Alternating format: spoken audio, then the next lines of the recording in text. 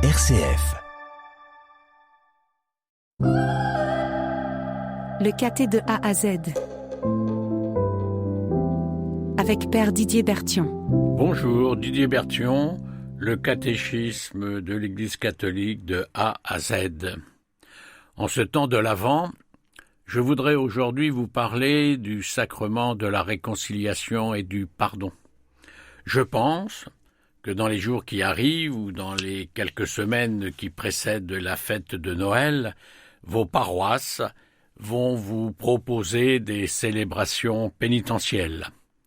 Un sacrement ô combien difficile à vivre. C'est pour cela que nous allons feuilleter le catéchisme de l'Église catholique pour essayer d'y découvrir des arguments qui vont nous ouvrir à vivre d'une manière plénière ce cadeau de Dieu. Par le sacrement de l'initiation chrétienne, en l'article 1420, l'homme reçoit la vie nouvelle du Christ. Or, cette vie, nous la portons en des vases d'argile. Et c'est bien à cause de ces vases d'argile que nous avons besoin, nous, baptisés, tout particulièrement nous les vieux baptisés, nous qui avons été baptisés dans notre toute petite enfance, à renouveler un peu ces promesses de notre baptême, à passer à la douche spirituelle pour nous remettre en état d'accueillir le Christ qui vient nous interpeller dans notre vie. 2 Corinthiens 4,7 « Car Dieu qui a dit « Du milieu des ténèbres brillera la lumière », a lui-même brillé dans nos cœurs pour faire resplendir la connaissance de sa gloire qui rayonne sur le visage du Christ. Mais ce trésor, nous le portons comme dans des vases d'argile. Ainsi, on voit bien que cette puissance extraordinaire appartient à Dieu et ne vient pas de nous. En toutes circonstances, nous sommes dans la détresse, sans être angoissés. Nous sommes déconcertés, mais non désemparés. Maintenant, nous allons poursuivre cette réflexion. L'article 1421, le Seigneur Jésus, médecin de nos âmes et de nos corps, lui qui a remis les péchés aux paralytiques et lui a rendu la santé du corps, a voulu que son Église continue dans la force de l'Esprit Saint son œuvre de guérison et de salut. Marc 2, 1, 12. Quelques jours plus tard, Jésus revint à Capharnaüm, et l'on apprit qu'il était à la maison. Tant de monde s'y rassemblait qu'il n'y avait plus de place, pas même devant la porte, et il leur annonçait la parole. Arrivent des gens qui lui amènent un paralysé porté par 4 hommes. Comme ils ne peuvent l'approcher à cause de la foule, ils découvrent les toits au-dessus de lui, et ils font une ouverture et descendent le brancard sur lequel était couché le paralysé. Voyant leur foi, Jésus dit au paralysé, « Mon enfant, tes péchés sont pardonnés. » Or, il y avait quelques scribes assis là qui raisonnaient en eux-mêmes. « Pourquoi celui-là parle ainsi? Il blasphème. Qui donc peut pardonner les péchés? Sinon Dieu seul. » Percevant aussitôt dans son esprit les raisonnements qu'il se faisait, Jésus leur dit « Pourquoi tenez-vous de tels raisonnements? Qu'est-ce qui est le plus facile? Dire à ce paralysé « Tes péchés sont pardonnés » ou bien lui dire « Lève-toi, prends ton brancard et marche ». Eh bien, pour que vous sachiez que le Fils de l'homme a autorité pour pardonner les péchés sur la terre, Jésus s'adressa au paralysé. Je te le dis, lève-toi, prends ton brancard et rentre dans ta maison. Il se leva, prit aussitôt son brancard et sortit devant tout le monde. Tous étaient frappés de stupeur et rendaient gloire à Dieu en disant « Nous n'avons jamais rien vu de pareil. » Nous connaissons ce passage de l'Évangile, mais peut-être avons-nous du mal à nous assimiler à ce paralysé qui est porté par des amis. Je crois que ce sacrement de la réconciliation et du pardon eh bien nous sommes invités à le vivre en Église et à nous réconforter, à nous armer mutuellement face à ce sacrement qui est un peu déserté par nos paroisses, par les chrétiens.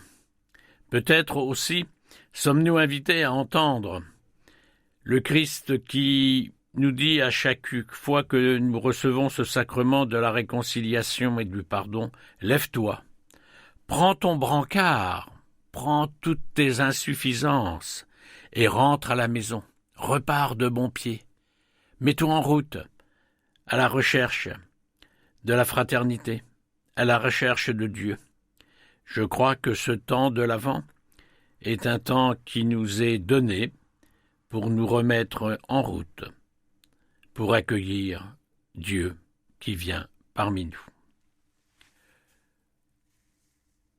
Le but du sacrement de la guérison, sacrement que nous appelons sacrement de pénitence d'un côté, et l'onction des malades. Article 1422. Ceux qui s'approchent du sacrement de pénitence y reçoivent de la miséricorde de Dieu le pardon de l'offense qu'ils lui ont faite, et du même coup sont réconciliés avec l'Église que leur péché a blessé, et qui par la charité, l'exemple et les prières travaillent à leur conversion. À travers cet article, nous sommes invités à découvrir que le péché, ce n'est pas uniquement une affaire entre moi et Dieu, c'est aussi cette rupture du lien avec l'Église. Le sacrement de pénitence est appelé le sacrement de conversion. Il réalise sacramentellement l'appel de Jésus à la conversion. Et je crois que ce temps de l'Avent est tout particulièrement le temps propice à la conversion de chacun d'entre nous. La conversion, c'est la démarche de revenir au Père dont on s'est éloigné par le péché. Marc 1,15, il disait « Les temps sont accomplis, le règne de Dieu est tout proche, convertissez-vous, croyez à l'Évangile. » Luc 15,18. Alors il rentra en lui-même et se dit « Combien d'ouvriers de mon Père ont du pain en abondance, et moi, ici, je meurs de faim. Je me lèverai, j'irai vers mon Père, et je lui dirai « Père, j'ai péché contre le ciel et envers toi. Je ne suis plus digne d'être appelé ton fils, traite-moi comme l'un de tes ouvriers. » Article 1423. Le sacrement de pénitence, appelé sacrement de conversion, car il réalise sacramentellement l'appel de Jésus à la conversion, la démarche de revenir au Père dont on s'est éloigné par le péché. Après l'arrestation de Jean, Jésus partit pour la Galilée proclamer l'évangile de Dieu, et il disait « Les temps sont accomplis, le règne de Dieu est tout proche, convertissez-vous et croyez à l'évangile. » Ce sacrement de guérison est appelé aussi sacrement de pénitence, car il consacre une démarche personnelle et ecclésiale de conversion, de repentir et de satisfaction du chrétien pécheur. Ce sacrement de guérison est appelé aussi sacrement de confession, car l'aveu, la confession des péchés devant le prêtre, est un élément essentiel de ce sacrement. Une confession de reconnaissance et de louange de la sainteté de Dieu et de sa miséricorde envers l'homme pécheur. Ce sacrement est le sacrement du pardon, car par l'absolution sacramentelle du prêtre, Dieu accorde aux pénitents le pardon et la paix. Enfin, pour finir, ce sacrement est un sacrement de réconciliation, car il donne aux pécheurs l'amour de Dieu qui réconcilie. À travers ces quelques remarques, c'est tout simplement une invitation pour chacun d'entre vous, chers auditeurs, auditrices, à profiter de ce temps de l'Avent pour avoir la chance de vivre le sacrement du pardon. bon temps de l'Avent. À très bientôt, Didier. C'était le KT de A à Z avec Père Didier Berthion.